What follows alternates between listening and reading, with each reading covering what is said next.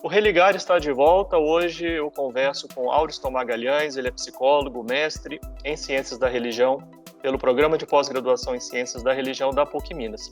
Nós estamos conversando hoje sobre espiritualidade e competências socioemocionais.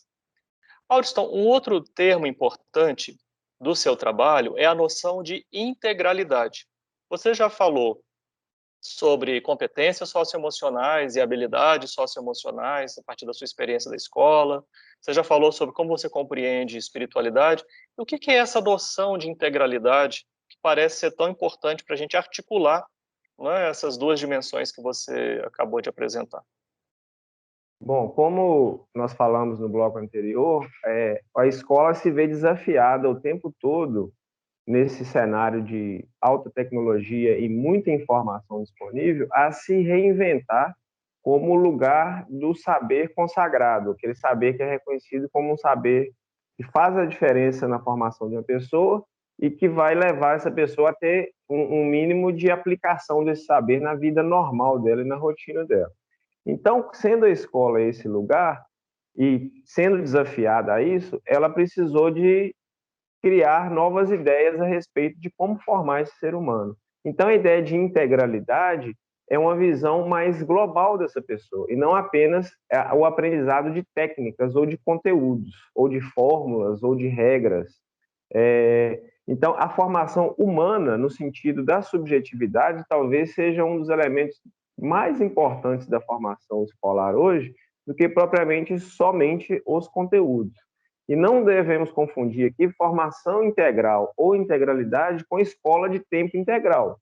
E também é um conceito interessante que a criança ficar na escola 2 turnos, né, manhã e tarde, e dependendo do estilo da escola, ele vai ter as disciplinas ditas normais, e em um outro contraturno ele terá outras disciplinas com maior leque de aprendizado.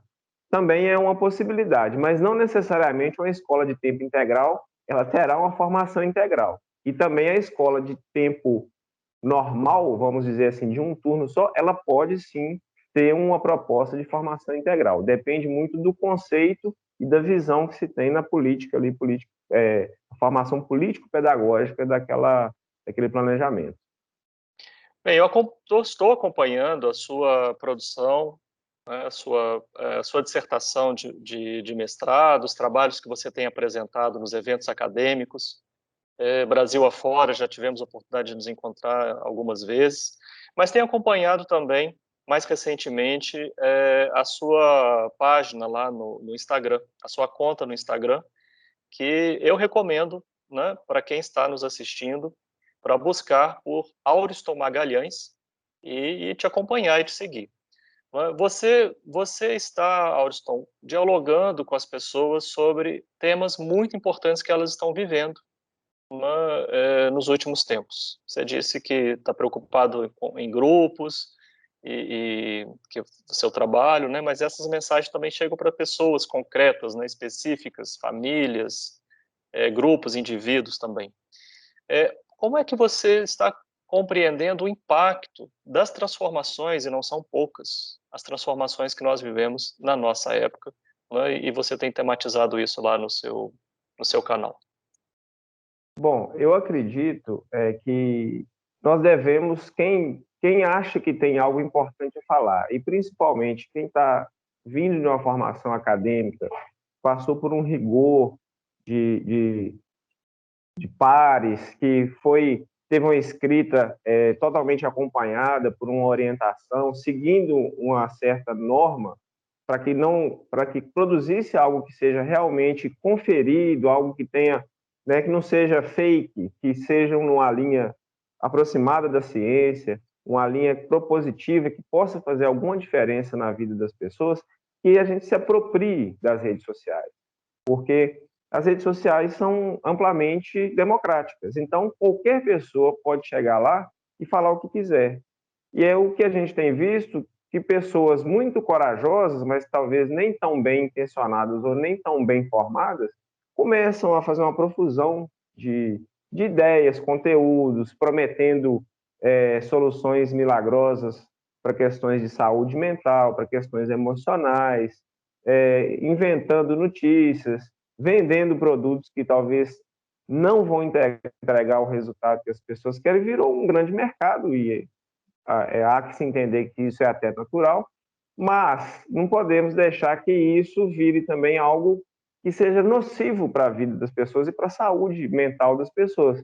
Então, ocupar esses espaços foi algo que me ocorreu ao escrever a dissertação e com o efeito da pandemia, que está todo mundo se apropriando ainda mais desse debate, nessa seara, né, nessa nova ágora, vamos falar assim, nessa nova praça, onde se discute tudo que são as redes sociais, eu resolvi levar um pouco do conteúdo numa linguagem mais simples, mais direta, que é a linguagem que vai chegar para a maioria das pessoas. E assim eu espero estar contribuindo de alguma forma.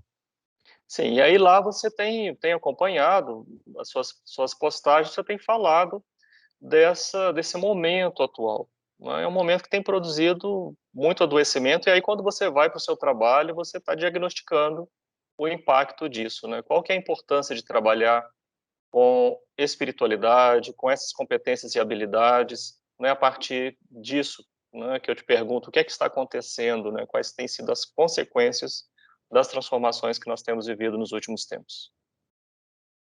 Olha, Flávio, um dado importante é o seguinte: do ponto de vista radical, exagerado, extremado da saúde mental, o que se observa no mundo, de uma forma geral, é uma queda, por exemplo, no número de suicídios.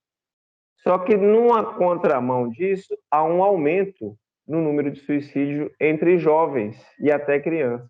É um fenômeno muito novo.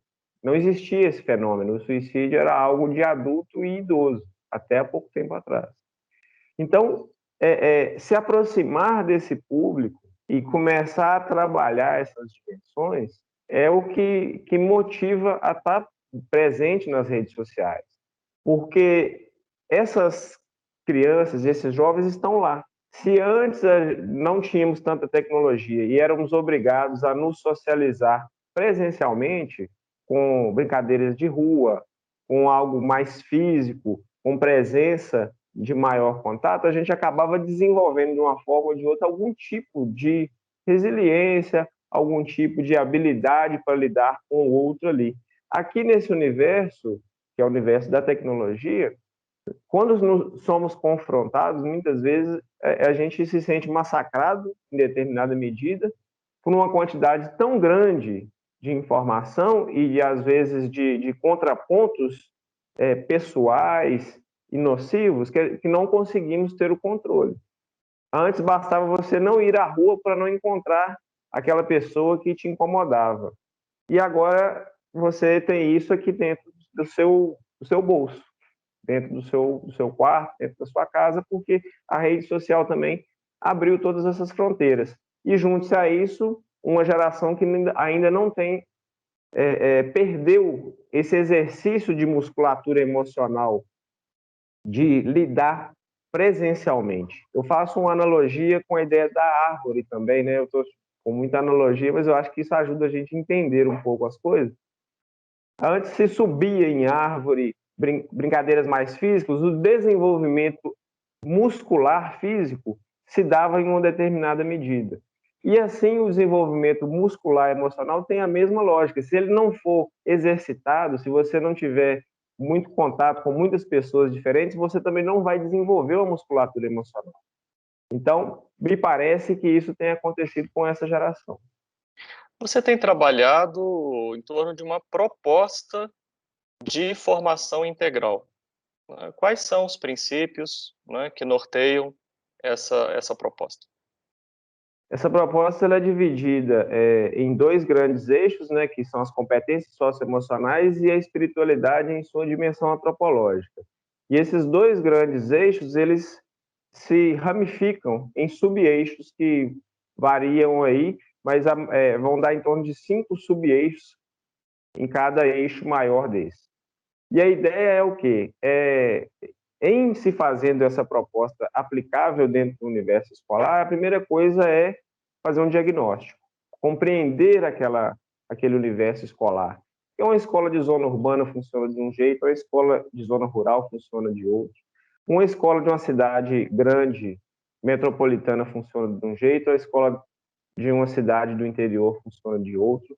A escola pública é uma realidade, a escola privada é outra realidade.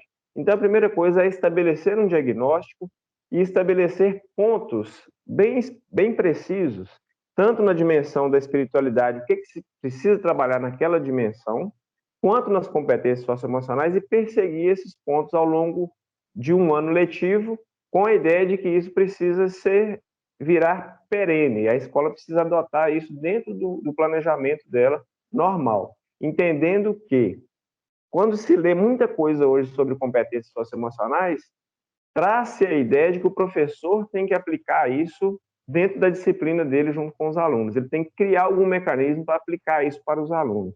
E a minha proposta vai se diferir no seguinte sentido: eu preciso primeiro aplicar para os professores. Os professores talvez estão tão fragilizados e tão perdidos quanto os próprios alunos, ou até mais do que eles, porque a tecnologia diz muito mais respeito de quem está chegando agora no mundo do que a gente que já chegou há certo tempo. Então, a ideia dessa proposta é aplicá-la primeiro no corpo docente e até no corpo organizacional da escola como um todo, em todos os funcionários, entender as angústias, o que está se passando, para que isso se replique naturalmente para os alunos. Porque competência socioemocional e a ideia de espiritualidade em dimensão antropológica não é uma disciplina que você fala assim, olha, você será competente emocionalmente se você fizer isso. Não. Você só ensina fazendo. Então, se o professor não estiver apto a competente emocionalmente de uma maneira mínima, ele não vai conseguir traduzir isso para o aluno dele. Sim. Excelente. Aldiston, muito obrigado por você ter participado conosco no Religare de hoje. E parabéns pelo seu trabalho, muito sucesso. É um tema e uma questão extremamente relevante, com essas com as quais você trabalha. Muito obrigado. Nós somos um projeto de extensão do Programa de Pós-Graduação em Ciências da Religião da PUC Minas. Você pode conhecer as nossas atividades e cursos acessando pucminas.br/ppgcr. O programa de hoje fica por aqui. Nós voltamos na próxima semana. Um abraço muito cordial e até o próximo Religare, Conhecimento e Religião.